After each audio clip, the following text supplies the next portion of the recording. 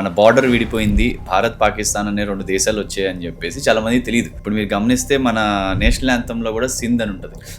So యాక్చువల్గా అయితే Sindh province Bharat లో ఉండాలి. సో అక్కడ ఎందుకు ఉంది అనేది అదొక వేరే టాపిక్ అది, బట్ అక్కడ ఉండిపోయింది.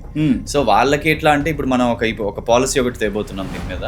సో ఆ పాలసీలో మనం రీసెర్చ్ చేసినప్పుడు మనకు తెలిసింది ఏంటంటే 91% మంది స్టాగరింగ్ గా చెప్పింది ఏంటంటే అసలు మీరు ఎందుకు ఉన్నారు అక్కడ, అసలు ఎందుకు ఉండిపోయారంటే వాళ్ళు చెప్పింది అసలుకి స్వాతంత్రం వచ్చిందని మాకు తెలియదు, అంటే అసలు 2 బార్డర్స్ అని మాకు తెలియదు.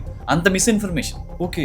అంటే 64లో వార్ అయ్యే వరకు కూడా చాలా మంది సింధ్ ప్రావిన్స్ నుంచి మన కచ్ ఏరియా ఏదైతే మన గుజరాత్ ఏరియా ఉందో అక్కడికి పెళ్లిళ్ళకి రావటం వెళ్ళటం, పొద్దున్నే వచ్చి వెళ్ళేవాళ్ళు, సాయంత్రం వచ్చి వెళ్ళేవాళ్ళు.